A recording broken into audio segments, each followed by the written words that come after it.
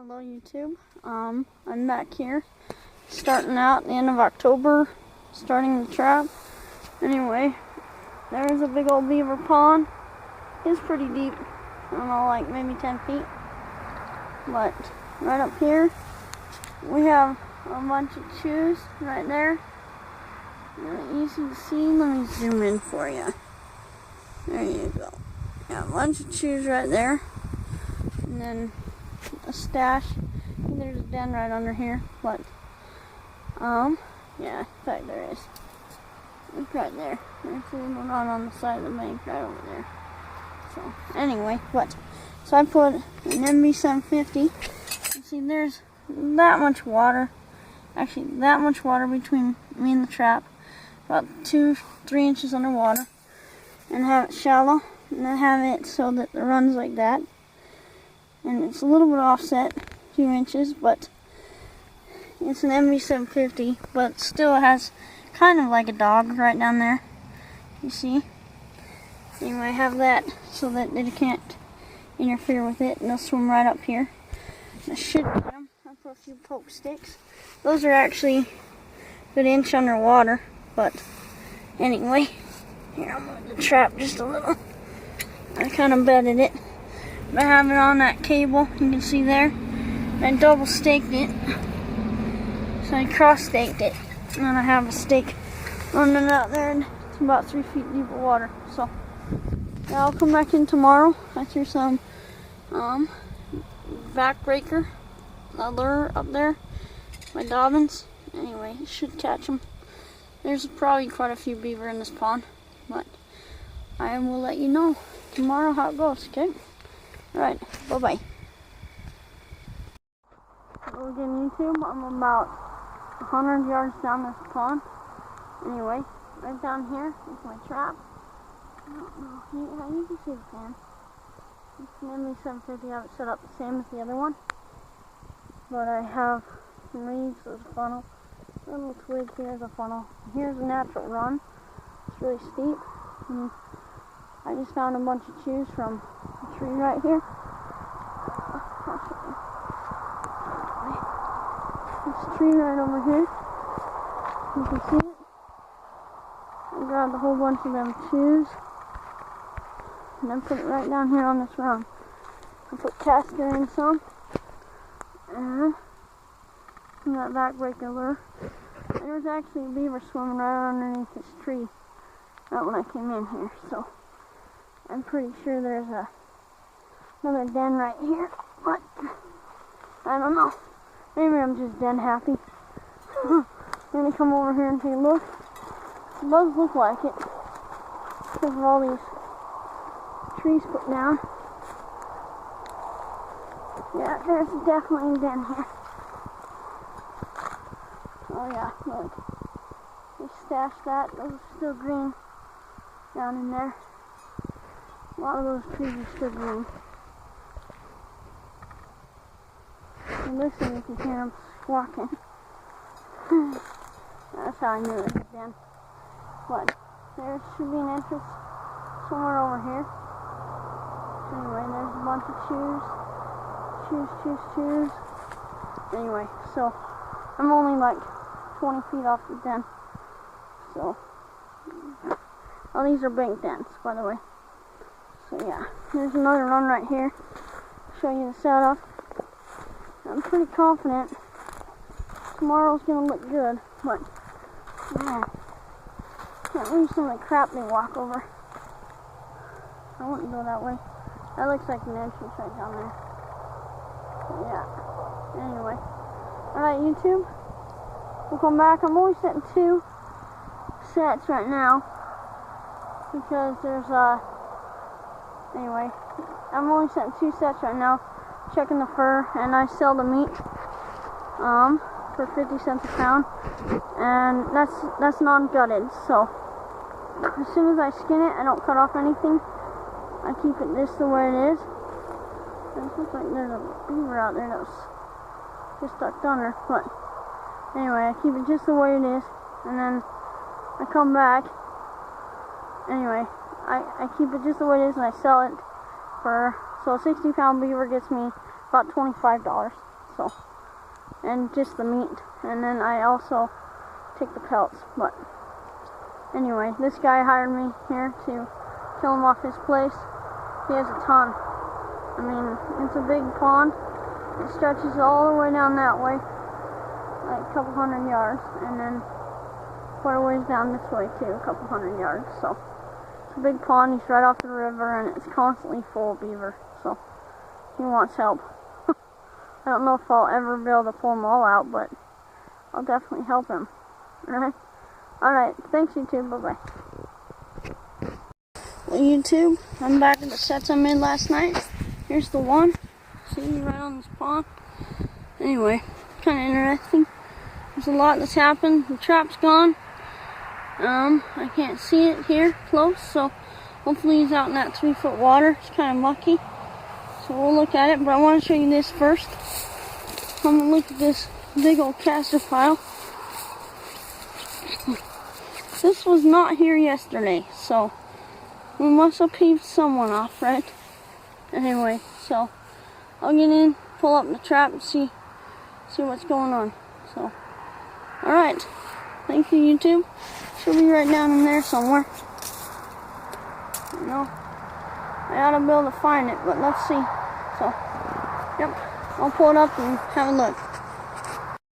Alright, YouTube, we're back to that set. Sorry, it took me a second to pull it out. But here's the little guy. He's really little. I got him by a good back foot.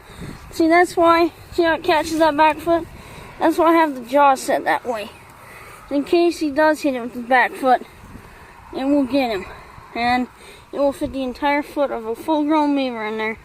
And it goes between the jaws. So, that's a perfect example. I love the back foot catch.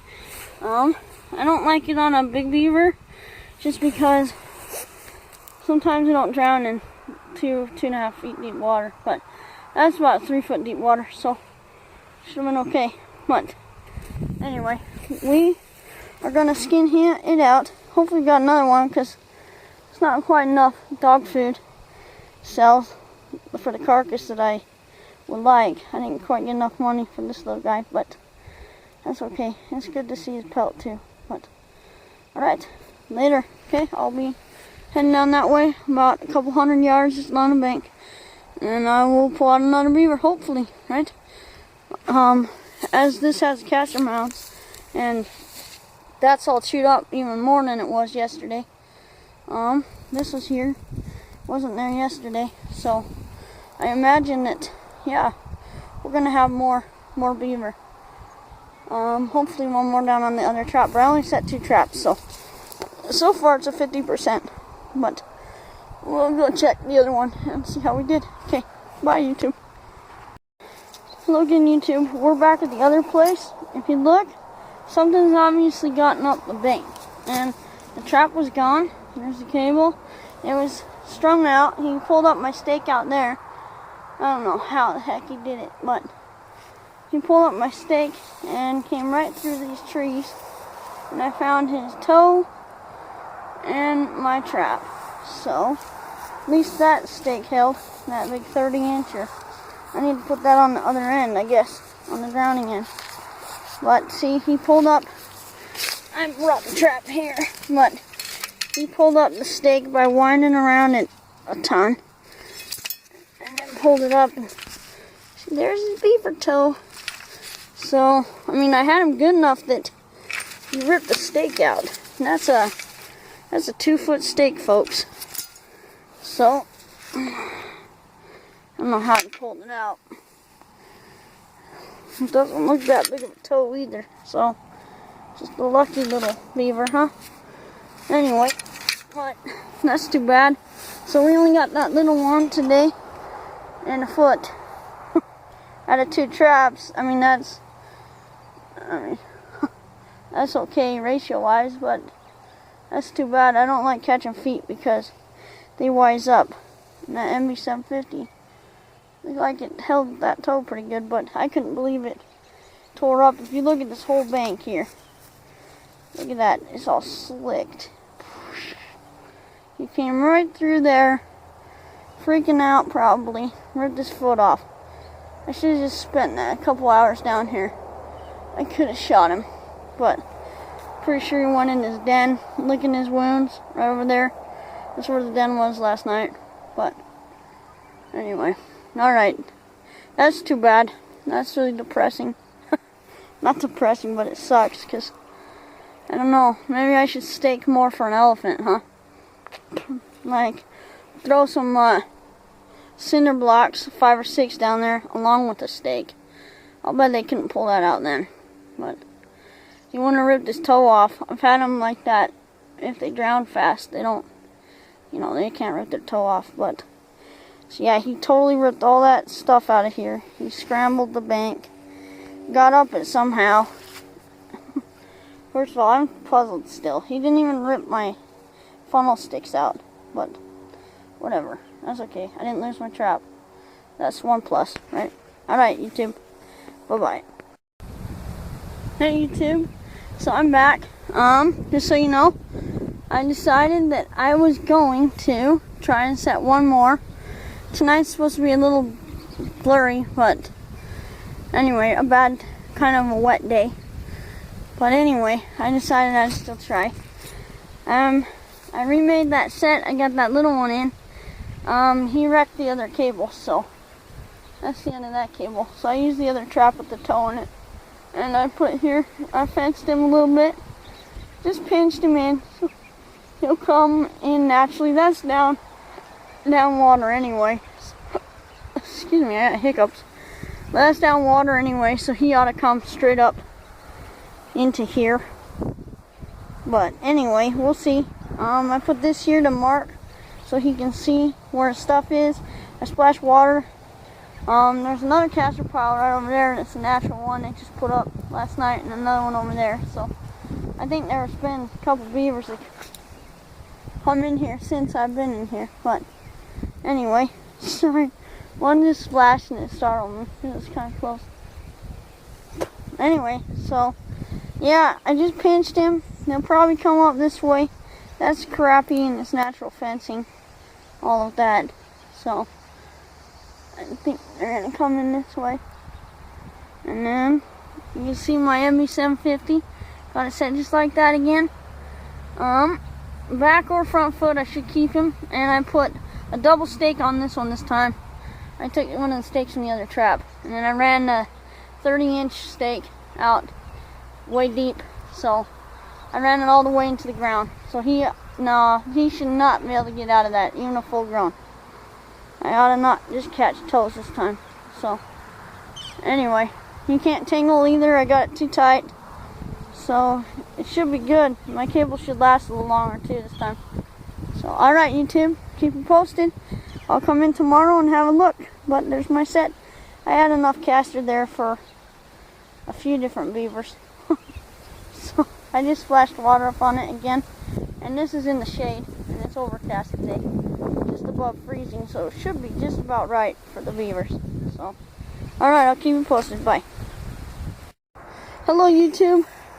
I'm back at this spot down here where I got that little beaver. Look what's right there waiting for me. Hey, little buddy. I have no idea how you're not drowned, but whatever. You must be pretty tall. Anyway, so I'm gonna get that guy, get him out of here. It's too bad. I have a lot of coons wreck beaver sets, and I guess it was kind of cold last night, so I imagine he's a little chilly just from where he's. Poor guy's shivering. Alright, I will take care of him and pull my trap out. I only have one trap, and I guess he got it before Beaver did. And he wrecked the bank pretty good, trying not to go down. Sometimes coon, their first reaction is not to go in the water. So as you can see, he tore it up really good. And I imagine he kept the other beavers out of here. Let's go have a look. But alright, I will shoot him, or dispatch him. And I'll carry on down. Actually, I'll get home. I got a lot of work to do. I'm actually just going to throw him in the freezer. And I'll sell him in the round. I got a guy who buys him in the round. So this is the next day. So I trapped 2 days. I've had 100% feet in the traps. I've only brought home 66% of the animals. There he goes. He's gonna drown now. Alright, well, I'll shoot him right in the head and take care of that guy. He's really cute. Alright, buddy. Alright, buddy. You just drop off there. Then we'll have to shoot ya. Go on. Alright, we'll see you later, YouTube. Just got a little further from those branches. Okay. Bye, YouTube.